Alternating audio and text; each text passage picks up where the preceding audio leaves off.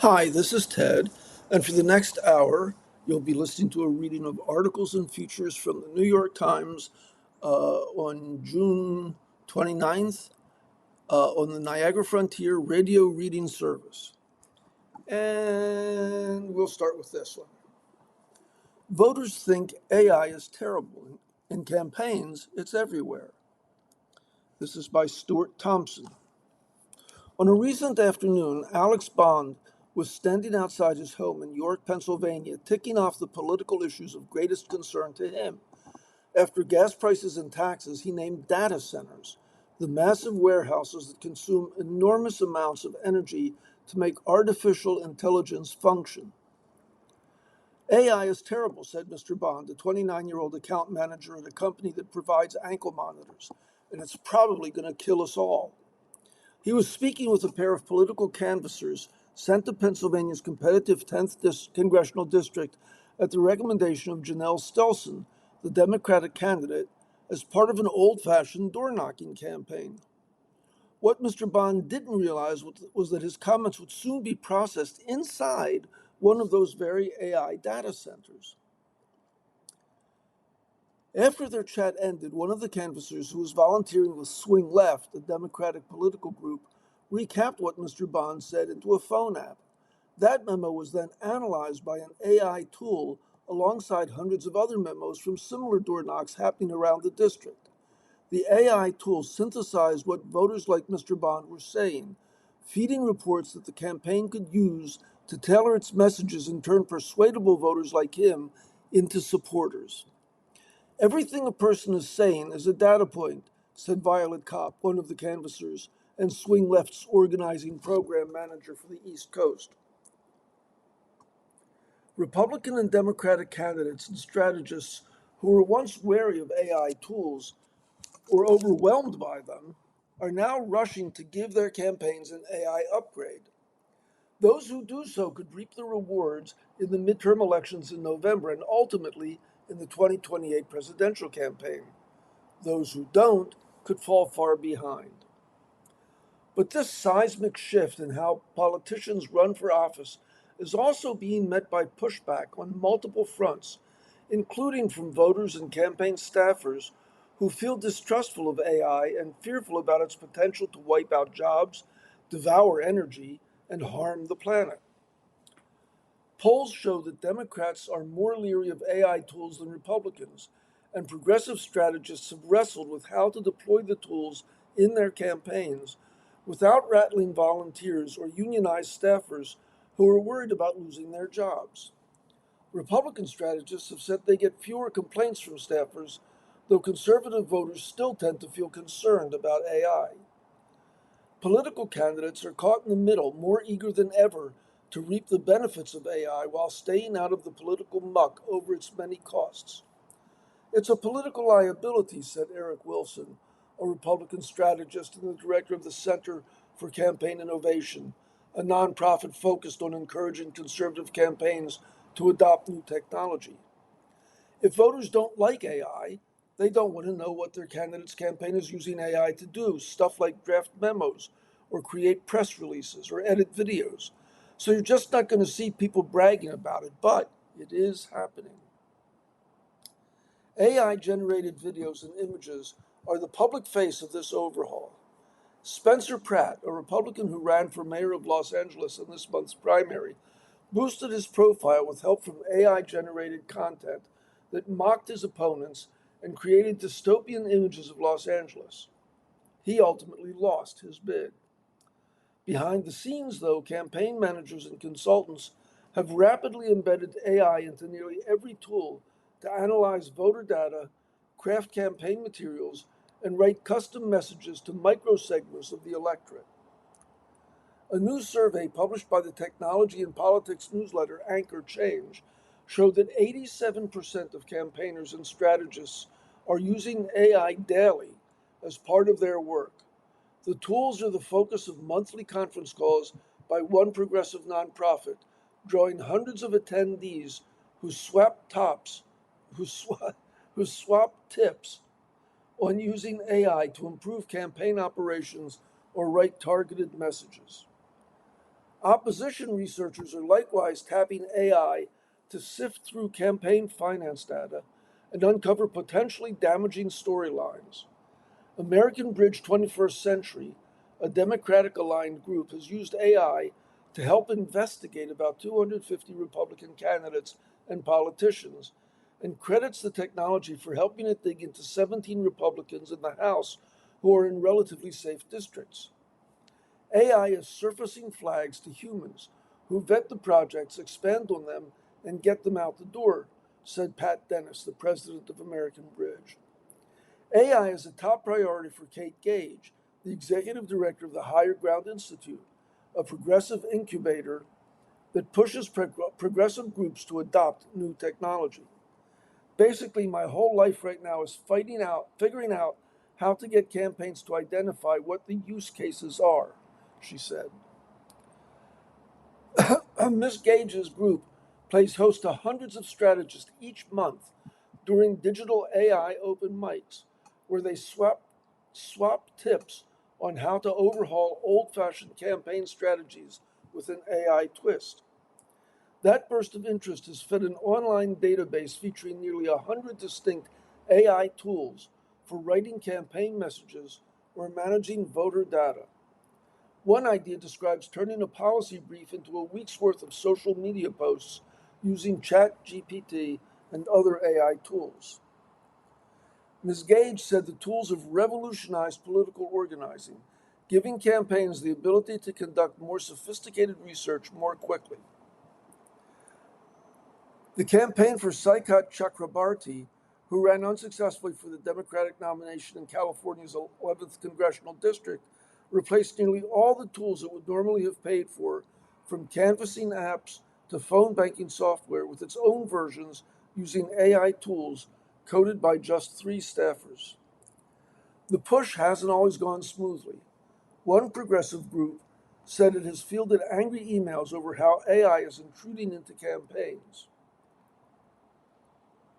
The Republican Party has rushed to embed AI into nearly everything, Mr. Wilson said, tending to rely more on private companies backed by significant funding rather than the nonprofit model preferred by Democrats.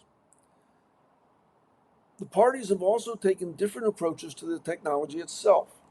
In a blog post about AI ethics, Mr. Wilson wrote that creating AI generated videos of an opponent is acceptable so long as they reflect what the candidate actually said. By contrast, a course on AI offered by the National Democratic Training Committee said campaigners should never create such content because it undermines democratic discourse and voter trust. Mr. Wilson acknowledged that the push to include AI has made some strategists uncomfortable, but said that the technology was too valuable to ignore. I'll be giving a talk, and someone will say, what about the morality of it, he said. And that's a fine debate to have, but we're trying to win elections. And to show you how out of whack things actually are, here's an article called "In San Francisco, Even $180,000 tech salaries Are No Longer Enough." This is by Emmy Martin. Katrine Razniak, 27, arrived in San Francisco in 2022 as a recruiter at LinkedIn, earning $70,000 a year.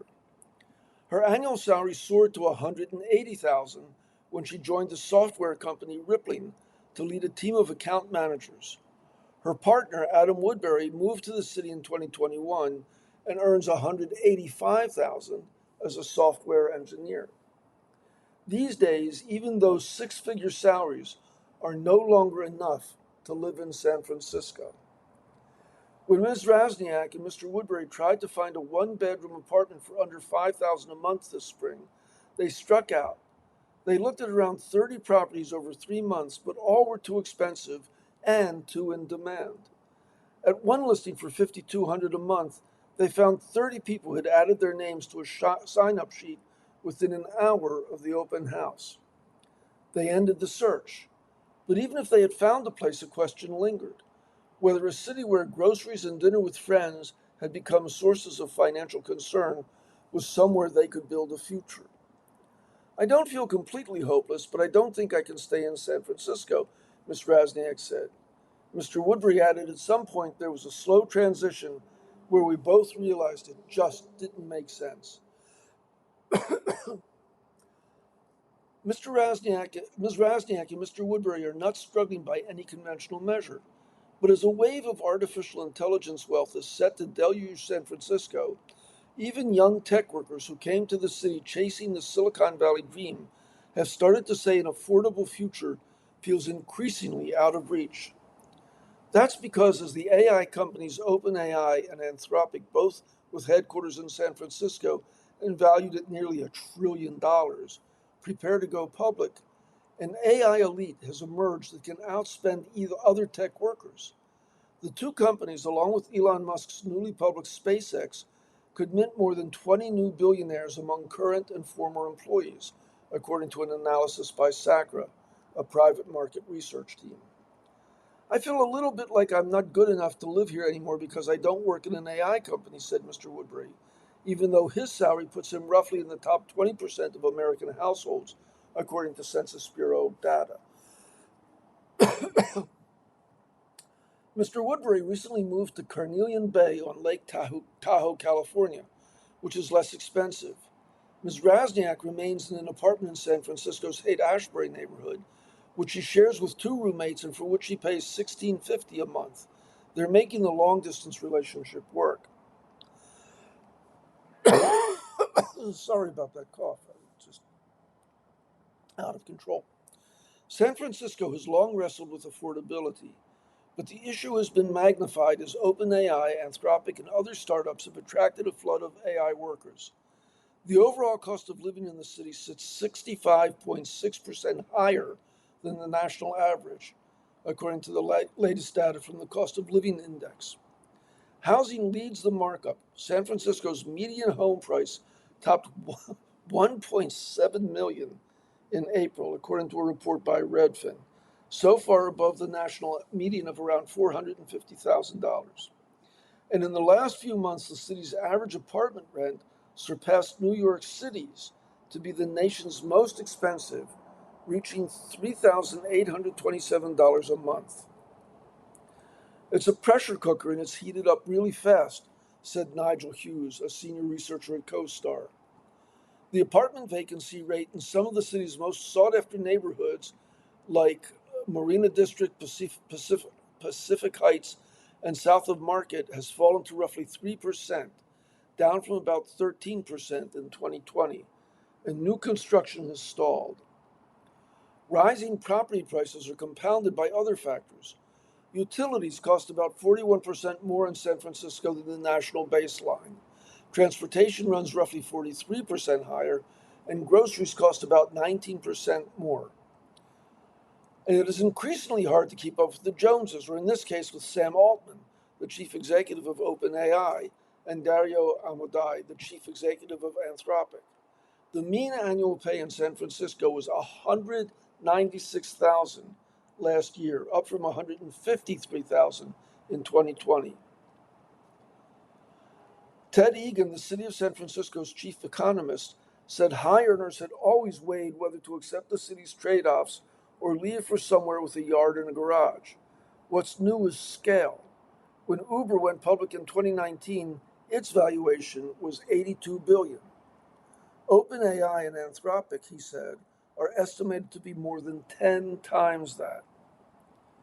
Daniel Lurie, the mayor, said in a statement that his administration was working to reduce costs through access to child care, a new family housing zoning plan, and transit improvements. He did not specifically address the concerns of six-figure earners. The New York Times, by the way, has sued OpenAI and Microsoft, claiming copyright infringement of news content related to AI systems. The companies have denied the claims.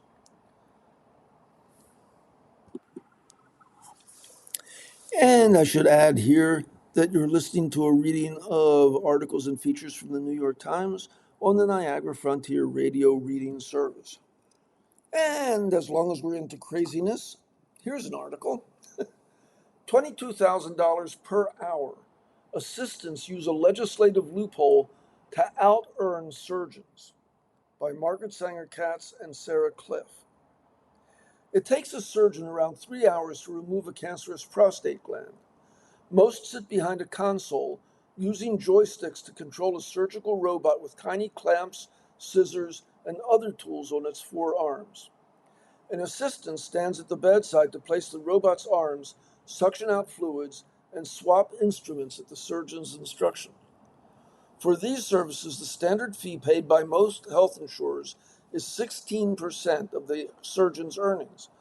But across the country, assistants are sometimes earning up to 25 times what the doctor makes, according to data reviewed by the New York Times. They do it by capitalizing on a law intended to protect patients from surprise billing by providers not in their insurance plan. Under the law, those providers can file for arbitration where they are able to make a case for much higher payments than they could otherwise receive from health plans. In March, for example, a surgical assistant in Dallas earned $50,000 through arbitration for a prostate removal operation. The surgeon who accepted the patient's insurance earned $1,843. The assistants out earning primary surgeons are sometimes doctors, but more often nurses or physician assistants. For assistants to regularly be able to earn so much more than the main surgeon is crazy, said Brady Connaughton, a lawyer in New Jersey who advised union health plans. It's a blatant disregard of both the spirit of the law and what the law says. Congress passed the Consumer Protection Law, the No Surprises Act, with wide bipartisan support in 2020. It aimed to prevent unexpected charges for patients treated in the emergency room by a doctor who didn't take their insurance. Instead of billing patients, doctors and their assistants can take their patient's health plan to arbitration. Federal contractors review offers from each side and pick one as the fair price. The law has largely succeeded in protecting patients from surprise bills, but its results have been lopsided in favor of medical providers, who win more than 85% of decisions. Many wins involve high payments to doctors for routine procedures, such as a plastic surgery practice earning $440,000 for breast reductions, as the Times previously reported. Surgical assistants have also been profiting. Their work often consists of retracting skin and suturing, but the arbitration system is awarding some hundreds of times what insurance typically pays for their work, extra costs that can be passed on to patients as higher premiums. Those winnings can go to individual clinicians or enrich the companies that employ them. It's easy to see that there's probably some predatory billing or exploitation of the system, said an assistant professor of surgery at NYU. Patients typically have no idea when their cases end up in arbitration, and they pay what they normally would for an in-network provider. But the high payouts may encourage more doctors and surgical assistants to stop taking insurance and use arbitration instead. The threat I see, said Thomas Nyan, the executive director of Team Care, a health plan. The threat I see is that as it becomes more lucrative for these providers to be out of network, eventually they aren't going to want to be in network. His plan has spent $19 million on arbitration cases since 2022, including to the assistant who won $50,000 in the prostate case. Doctors groups argue that insurers often offer payments that are too low for physicians managing complex cases. Several have sued health plans that they say have not paid awards, which are binding under federal law. Surgical assistant groups say that health plans often refuse to let them in their networks, leaving them with payments that can be unpredictable and low. Luis Aragon, chief executive of Illinois-based Surgical Assistants, says he pursues arbitration when insurers offer little to no money, such as a health plan that sent $30 for a 3-hour robotic surgery. If I could guarantee $400 per case, I'd be very happy with that, he said. He typically asks for $850 to $1,500 in arbitration and wins most cases. But he said very large awards for assisting are signs of a system gone awry. 100,000, 50,000, all these amounts are way out of line, he said, and that is not sustainable for health care law costs. Legislators who wrote the No Surprises Act were focused on protecting patients in emergency situations. But many cases now going to arbitration involve operations scheduled far in advance, according to officials at 7 healthcare plans. That includes the prostate surgery in which the assistant earned $50,000. That assistant's employer, Precision Assist of Dallas, has filed over 960 disputes and won nearly 90% of them. The practice has received high payments for assisting with a range of surgeries. The president of Empower Health, Christopher Matthews, said the company needs fair and sustainable reimbursement to staff operations and ensure positive patient outcomes. Surgical assistants at Empower Health are paid salaries for their work, and the company collects any arbitration awards. Some in-network surgeons appear to team up often with the same out-of-network assistants. At Lenox Hill Hospital in Manhattan, Dr. Sherry Relson Bastidas frequently assists Dr. Nicholas Bastidas, her husband, on operations to make transgender women's faces look more feminine. She has repeatedly earned 6 to 224 times as much as him. In one instance, arbitrators awarded her $210,000 for her work assisting with an operation that involved reshaping bones around the eyes. Her husband, the surgeon, earned $12,700 for the same case. A partial review of recent cases involving Dr. Wrightson Bastidas found she had won at least $1.4 million in arbitration as an assistant for such cases since 2025. Dr. Bastidas and Dr. Wrightson Bastidas did not respond to requests for comment. There's a surprise. A Lenox Hill spokesman said the awards indicated that the fees were reasonable.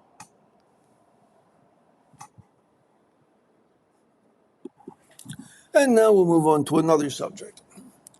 The Ohio city revived by Haitian immigration sees an uncertain future, by Miriam Jordan. Haitians who arrived in Springfield, Ohio by the thousands in recent years revived a city that had been in decline for decades. They worked in manufacturing, distribution, and the service sector, easing labor shortages and fueling economic growth. Their children starred on athletic teams and played in school concerts. Now Springfield faces the prospect of losing the people that powered its resurgence. Last week, the Supreme Court ruled that the Trump administration can proceed with terminating temporary protected status for more than 330,000 Haitians and 6,100 Syrians. The humanitarian program maintained by successive administrations had allowed recipients to live and work in the U.S. because their home countries were considered too perilous to risk a return. The Trump administration has argued that the protection granted for up to 18 months at a time has been renewed repeatedly and turned into a de facto permanent residency program.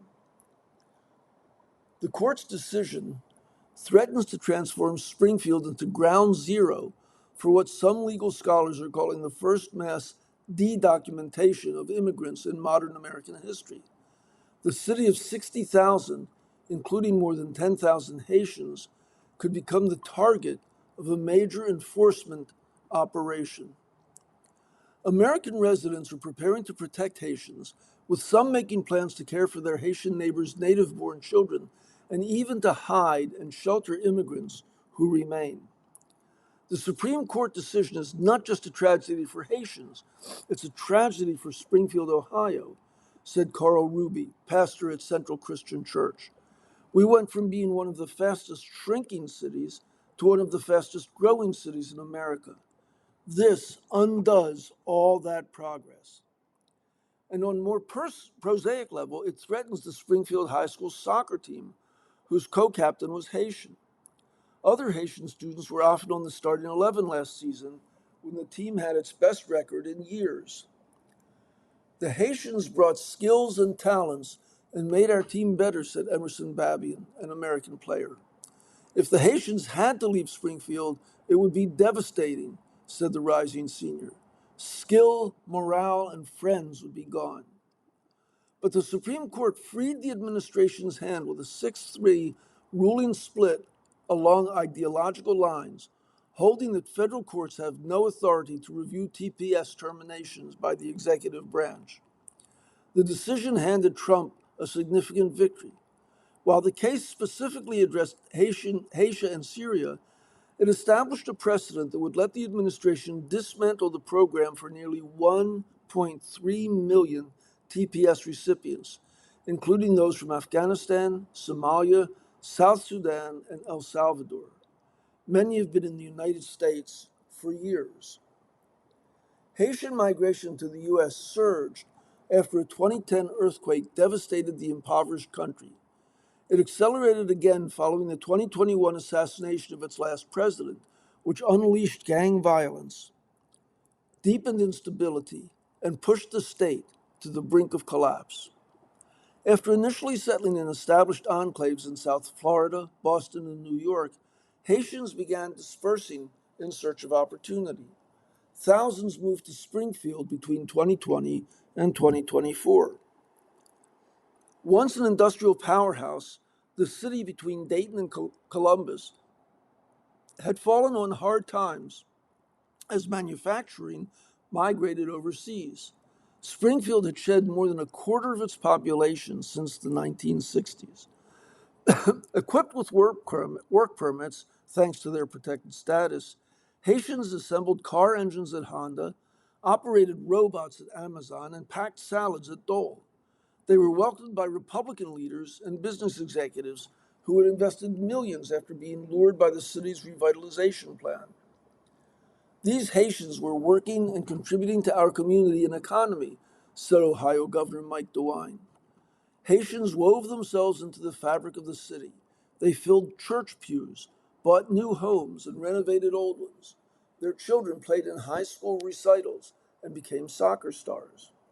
Francois, one of the starters, said that his parents sent him to the U.S. with an older brother in 2023 after their Port-au-Prince restaurant was ransacked by gangs. My friends were kidnapped, said Francois, who asked to be identified by one name for fear of immigration authorities. I hope I can stay here to study and maybe one day go back if the situation gets better. Doubt began to suffuse Springfield in 2024 after the community was thrust into the rancorous national immigration debate. Trump amplified a baseless claim by his running mate, J.D. Vance, that Haitians there were stealing and eating their neighbors' cats and dogs. The falsehood inflamed tensions that had already been building. At city commission meetings, some residents denounced the newcomers in racist terms, accusing them of ruining the city and draining public services. White supremacists marched. Bomb threats closed schools and government buildings. Throughout it all, Haitians kept a low profile. Since the Supreme Court's decision, many have been stunned and confused, said Viles Dorsainville, who leads a support center. Some are in denial, he said, and Christians are praying for God to intervene. For others, including a 38-year-old immigrant named Rizne, who has a young family and owns a home, the ruling has brought despair. Rizne, who asked to be identified only by his first name for fear of attracting official attention, has had TPS since 2021. In Springfield, he found work at an auto parts plant and saved to bring his family, who came in 2023. The next year, they bought a three-bedroom house. They also welcomed a son, an American-born child. The family put down roots. Rizne plays the bass, and his wife, Fabiola, plays the saxophone in their church choir.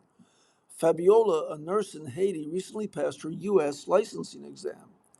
If I'm forced to go back to my country, I don't have a house. I don't have anything, he said. All my money I spent here in the United States.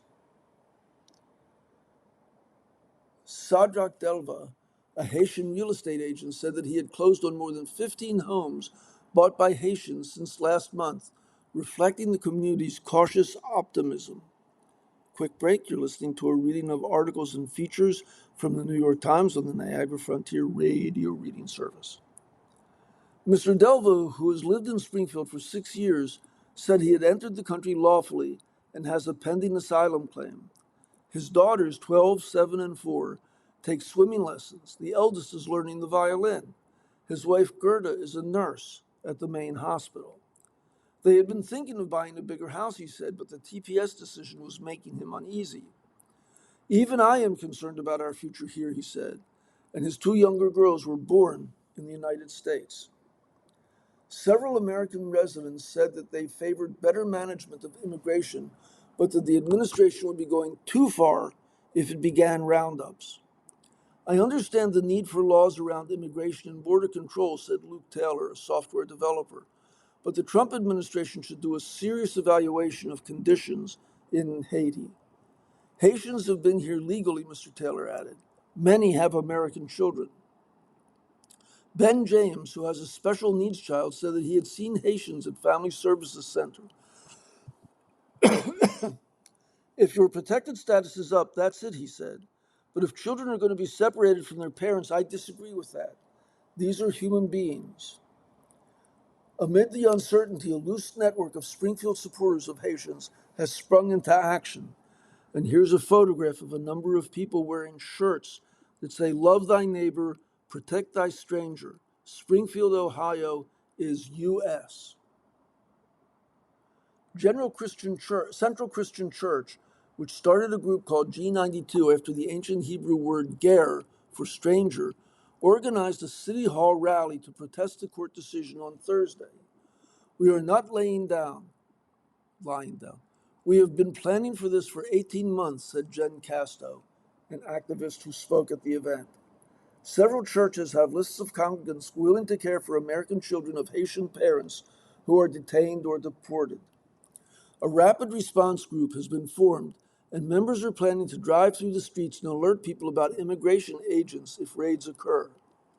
A small secret network is ready to place Haitians in the homes of vetted Americans willing to shelter people in spare bedrooms and basements, hiding them the way that another generation of Springfield residents hid people fleeing slavery in the 1850s as part of the Underground Railroad. At St. Vincent de Paul, a Catholic charity, more than 20 volunteers showed up Friday to pack boxes with rice, canned vegetables, and cereal. Members of another organization, Springfield Neighbors United, delivered them to Haitian families afraid of leaving their homes. We don't know if it's going to get ugly, said Tammy McEldowney, 67, a retired social worker who was among the volunteers. And a quick another medical article. So your doctor is a DO. Does that matter? By Teddy Rosenbluth. By most measures, osteopathic medicine is a profession in its prime. The number of doctors of osteopathic medicine, or DOs, has grown 70% in the last decade and is expected to continue growing. More than a quarter of all medical students in the U.S. are training to become DOs, thanks in part to limited slots in traditional medical schools and ever-growing openings at osteopathic schools. 14 campuses have opened in the last 5 years. And in recent years, the field has gained prestige as its doctors have risen to the highest medical posts in the country, leading top medical systems, overseeing NASA's medical team, running the most followed medical page on social media, and during the last 3 administrations, overseeing the medical care of the President of the United States. I do think we are, I don't want to say infiltrating, but we are everywhere, said Dr. Teresa Hubka, the president of the American Osteopathic Association. Yet the changing face of medicine has largely been invisible to the public. Beyond vague notions that DOs are more holistic or stereotypes that they were rejected from traditional med schools, very few patients know how a DO's training might shape their health care. One of the most commonly searched questions on Google about DOs who have had full rights to practice medicine in the U.S. since 1973 is whether they are physicians. Over the course of Dr. Christina Weaver's career as an osteopathic doctor, She has been mistaken for a bone doctor, that's an orthopedist, a homeopath, an alternative healer with no medical degree, and a chiropractor, also no medical degree. Many patients do not even realize their doctor is a DO unless they happen to see the degree hanging on the wall, said Norman Gevitz, a sociologist who's written a book and dozens of publications about the field of osteopathic medicine. This includes his own mother, who didn't know what a DO was even after he dedicated a book on the subject to her. The difference between a DO and MD used to be far more obvious. In 1874, when a disillusioned Civil War physician, Dr. Andrew Still, invented osteopathy, it was meant to exist in sharp contrast to the harsh mainstream medical practices of the time, which included bloodletting and prescribing toxic doses of mercury. His philosophy asserted that most ailments were a result of misalignment, mainly in the spine, that he could heal by physically adjusting the bones and joints rather than prescribing medicines.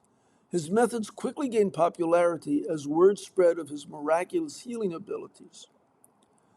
Dr. Still began training new providers at his school in Missouri, to the outrage of many MDs. Those doctors regarded osteopaths as members of a cult and aggressively fought to shut down the profession.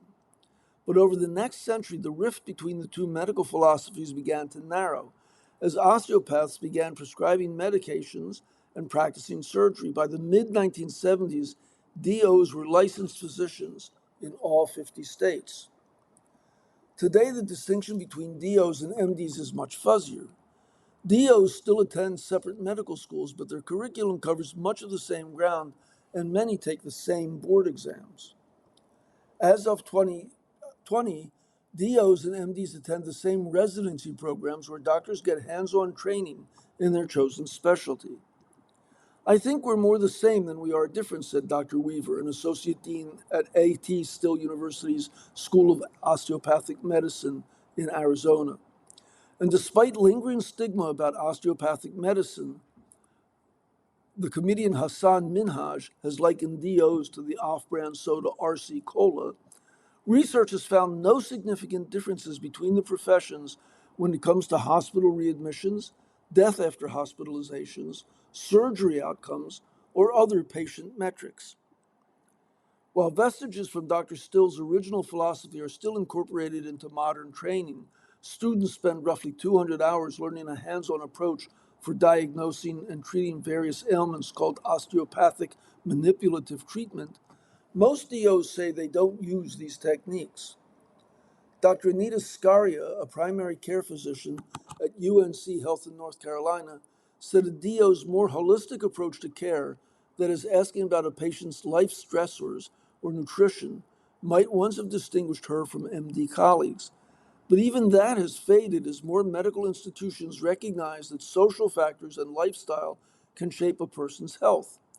I can't say that it's unique to me anymore, she said.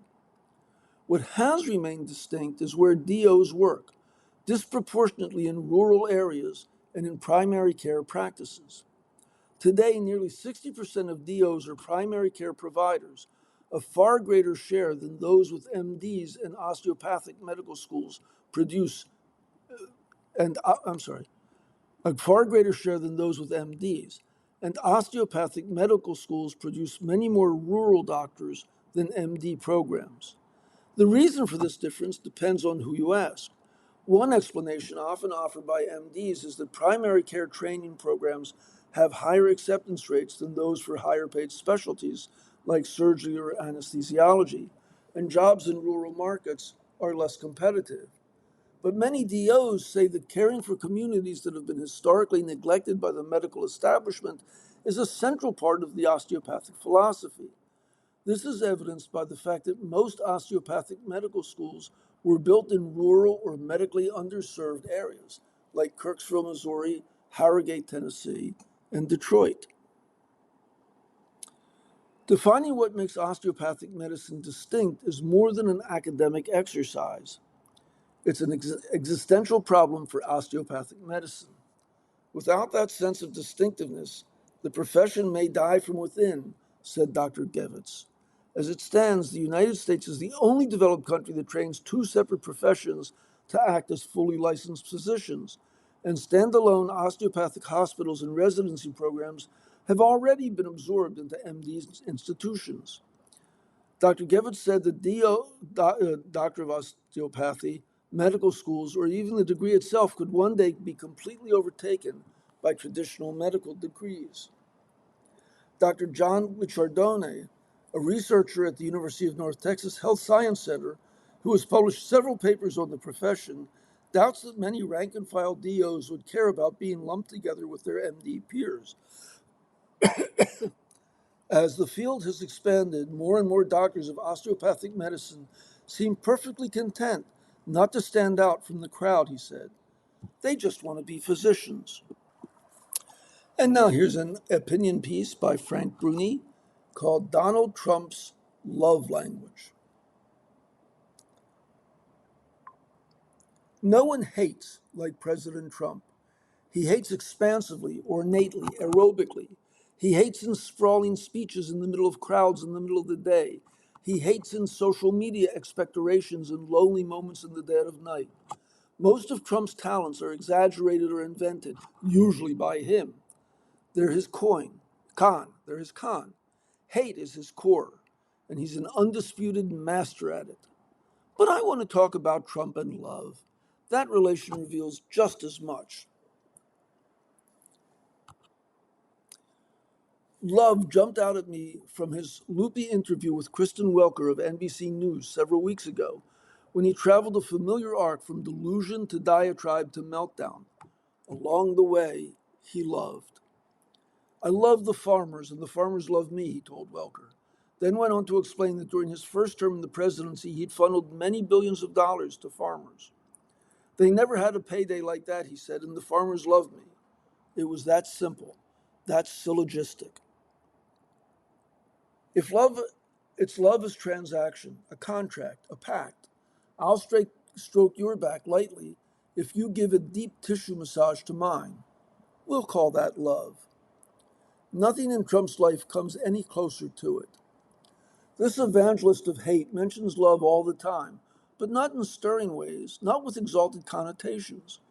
Roughly 3 months ago, during remarks about Iran in the East Room of the White House, Trump scanned the audience and seemed to spot someone associated with the television show to his liking. I love this guy, Trump said. He's so nice to me. That was the sum of his beloved's allure. Not valor, but flattery. Not dazzle, but deference. We're not supposed to be seduced that way, right? Trump continued, ever the philosopher, but I am.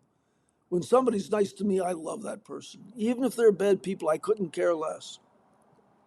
There you have it, the unifying theory for his cabinet choices, his diplomacy, and his pardons. Rob any jewelry store you like, so long as you kiss the ring. Worry not about skills, only about sucking up. Sometimes Trump's love is a deception. You know what I really love, he said earlier this month when a reporter in the Oval Office asked him about the Consumer Price Index? I love the inflation. There was perhaps a dab of Trumpian logic in that declaration. Inasmuch as rising prices were connected to the Iran war, they were a noble hiccup. But mostly, loving inflation was Trump's oratorical version of jazz hands, a show of breeziness and bravado that kept people from looking at anything else. Trump uses love the way lazy cooks use salt, reflexively, promiscuously, unimaginatively. Why sweat something more original when it'll do the trick? He doesn't worry about cheapening love's meaning because he doesn't worry about cheapening anything. And he uses love incongruously because congruousness has never been his thing. In 2016, during his first presidential campaign, he referred to his rallies as love fests, though his speeches brimmed with nasty epithets for other politicians, assertions of a country gone to hell, resentments galore, and recriminations ad nauseum. That's love? To Trump, yes. If enough people are listening and lapping it up, the crowd's roar is the music of love. He professed love for seemingly any and every constituency that might vote for him. I love the poorly educated. I love the Mexican people. I love the Muslims. When he was on the hunt for votes, he was in the mood for love. Never mind that his behavior often belied his blather, as those cherished Mexicans and Muslims can attest. Love is just shiny wrapping paper on an empty box. Only silly idealists see it as a commitment. Steely opportunists understand it as a come on. When you're listening to a reading of articles and features from the New York Times on the Niagara Frontier radio reading service. Don't forget that Trump fell in love, his actual words, with Kim Jong un, the North Korean leader, after Kim supposedly sent him gushing letters. A dictator can herd dissidents into labor camps, stage public executions, flaunt his nukes, and still make Trump's heart go pitter patter. Just tell him what big presidential muscles he has. For Trump, there's been a whole lot of loving like this. There's been less of other kinds. I'm hard pressed to recall many instances when Trump spoke lovingly as opposed to boastfully of his wife, Melania, or his children. He talks about how much other people love them. He brags about their acumen or poise or style or looks, their glittering ornaments that reflect his own stature, his own potency. Shouldn't that make them as lovable as retired U.S. Army Major Nicholas Dockery's grandmother? Dockery received the Medal of Honor at a White House ceremony a week and a half ago, and when Trump rattled off the names of relatives of Dockery's in attendance, he paused at his mention of Grandmother Mary. "Oh, Mary is something," he said. He seemed to swoon. "I love Mary. She said I'm a big fan of yours." There's courtship for you. Not roses, not chocolates, not the recitation of a sonnet, the singing of a ballad, the scripting of a vow. Just, I'm a big fan. More loving words have never been spoken. And here are some letters to the editor. This one is from New York. Thank you for It's America's Birthday. What are we celebrating? I've been struggling with that question for weeks now as I find myself angered and embarrassed by what the current administration is doing. And that flies in the face of so much that I have always believed our country stood for. Reading each sensitive and thoughtful essay by the cadre of opinion writers magnified my sense of hope. I was moved to tears repeatedly as I read, because maybe there will be a wonderful country for my great-grandchildren after all. Here's another one. This one is from, it's a long one, Salem, Oregon. As an American, I was tremendously moved by the essays in the June 28th Sunday opinion section. A few were especially powerful. My grandparents and their families came from Germany and Austria to find brotherhood, Thomas L. Friedman's essay, refuge, Michelle Goldberg's, and openness, Bret Stephens, as did my husband's relatives from Japan who were interned in American camps during World War II. All were eventually naturalized in that beautiful and bittersweet ritual. As a gay man and one who has been HIV positive since 2002, I found that Masha Gessen's account of the fight for AIDS funding and Frank Bruni's reflection on America's capacity for global good resonated profoundly with my own experiences. As a lifelong pianist and professor of musical theater, I agree wholeheartedly with John McWhorter's tribute to the musical as a truly American form. The lyricist Yip Harburg wrote, "When all the world is a hopeless jumble, heaven opens a magic lane. While far from perfect, America remains that place somewhere over the rainbow." My thanks to each writer for reminding me of the strengths of our shared vision of America. And here's a letter from Bethesda, Maryland. Even before being sworn into office, Trump was given a golden opportunity to rally the country and indeed the world around the 250th anniversary of the nation's birth. This should have been a gimme. It was already on the calendar, a singularly and naturally unifying moment to showcase American achievement, recommit to mending our flaws, and reaffirm our beliefs in the aspirations and ideals of the founders' dreams. How, though, does a president lead a celebration of what he's worked so hard to destroy? A president who mocks the conviction that all are created equal, systematically ending the careers of devoted military officers who happen to be black or female. A president who assaults our unalienable rights to free speech, assembly, and a free press. A president who betrays the foundation of government by the consent of the governed by trying to deny millions of Americans a vote. And so, instead of a collective tribute to all we cherish and strive for, we get a human cage fight on South Lawn of the White House, a vanity rally on the National Mall, the East Wing in rubble, the Kennedy Center in a tarp, and algae creeping across the face of a reflecting pool that mirrors only the corruption and ineptitude of a failed and fraudulent presidency rent by reckless and useless war. 250 years later, the Declaration of Independence doesn't cry out to be celebrated so much as it demands to be defended. That's our call as patriots.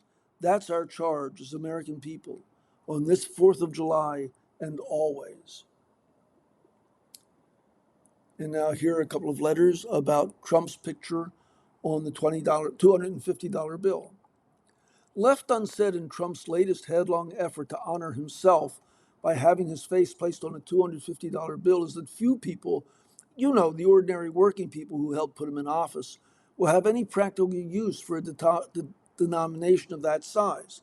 However, his billionaire pals will. In that sense, nothing could be more appropriate in reminding history of where this president's loyalties lie.